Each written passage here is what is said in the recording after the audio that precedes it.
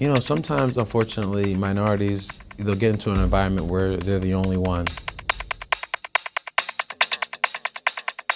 It's important for you to take a look at it and say, okay, am I the only one, and become intimidated and become withdrawn. However, on the flip side, if you look at it like I look at it and say, this is an opportunity to represent minorities all across the world, not just in communications, not just in aerospace and defense, but across the entire gamut. And it's an opportunity for you to educate and enlighten others that may not know a lot. When young kids and aspiring PR and communications professionals can see someone like myself, or a woman or someone that has broken the initial barrier to get into a big corporation and work in a communications department, that gives them inspiration, and it gives them hope, and it gives them the idea that it's not impossible. I got tired of saying what was not being done, and I decided to get involved in the solution.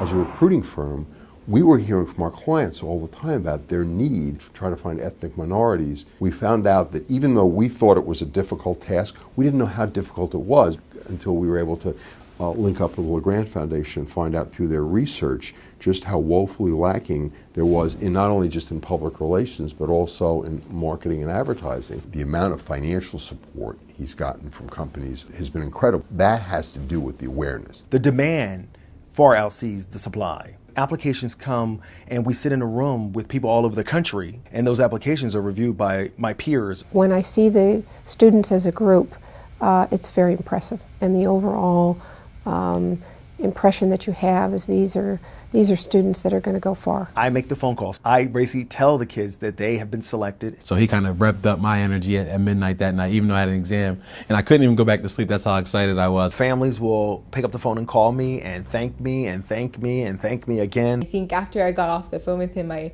literally jumped on my bed and called my parents. I was extremely happy. So if you're going into an advertising agency or a PR firm or a corporation, you have got to be prepared. When he comes to us, he's looking for a specific target. He's talking modern looking, technology driven. He's talking about colors that are bright, and he just gives us all this language, and we absorb all that and run back to our desk and cry. Students believe what they see.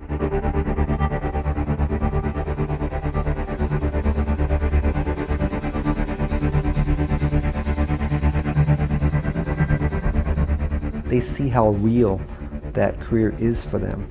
And then they start to think through the supply chain of advertising, marketing, and PR and say, where do I fit in the scheme of this organization? And that makes it real for them. I've heard about Fleshman Hilliard, I've heard about Hill & Knowlton, I've heard about all these big firms, but never knew what it looked like on the inside. I mean, if you didn't have any internship experience or any opportunity to see what those operations were like beforehand, you definitely got it through the career development sessions. I don't think the students have thought that far ahead and said, wow, I need to think about how to interview for a job. I need to think about how to prepare a resume. I need to think about connecting with the person that's interviewing me. We're providing those skills to our workshops. The students, when they finish the workshops, come out saying, wow, I'm empowered. At the time, I remember thinking, this is exactly what I want to do. It's perfect.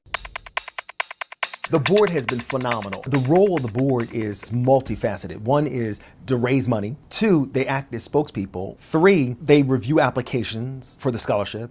Four, they provide internships. Because at the end of the day, what's important to me is to actually get minority students placed. And as soon as he heard that I was looking for an internship, he started throwing names out there of people he knew. And one of the most impressive connections I made was through Kim, which was I was actually able to talk to Rick Carpenter, who is the CEO of DDB Chicago. Through him, I was able to speak with the HR department in New York as well as in California. It was a rare opportunity to be able to talk to someone that high up on the ladder, especially without even having a job. I wasn't even a junior yet. I was still just looking for an internship. The thing I support LAGRANT about is because they're bringing this issue down to the lower levels and to the schools where when people are starting to get interested in advertising and marketing communications instead of just taking this upper tier position where it's just like, let's fill a quota. Some people believe that the playing field needs to be leveled, meaning that You know, everyone needs to have the same education level. Everyone should have the same opportunities for careers. The ones that recognize that the playing field isn't going to be level, but adapt to that, are the ones that are going to succeed. Oh, probably every day. I wish I had a mentor. And what I did not want many of the kids to do is to go through that, what I call that lone path. It's difficult for a lot of younger people of color to enter into the field and to find mentors that reflect what they look like. I'm extremely lucky to have such great mentors. They always tell me stories about how they pretty much were the trailblazers. You know, him and Bill both opened their agencies about the same time. They've really established themselves to give us somebody to look up to, and for that I'm extremely grateful that this isn't something I have to do on my own. I'm always going to be there as a role model for anyone because at the end of the day, I didn't have those when I was growing up. I think that's what we're here for. Those of us that have been in the industry a long time, if we can't leave a path behind us, then I think we're missing a very important aspect of our lives. Giving back is really what it's all about. I see the LAGRANT Foundation being turned over to the next generation of people. People that have been helped by this organization. I have a committee putting together the next 10 years because the marketplace is changing and changing quickly. And I think the foundation needs to be ahead of that curve or at that curve. The magic of the LAGRANT Foundation is the leader. Always there for you, never stops doing. He's a terrific professional. He's a terrific partner, and you couldn't ask for anyone who was more knowledgeable about the industry. He just inspires you.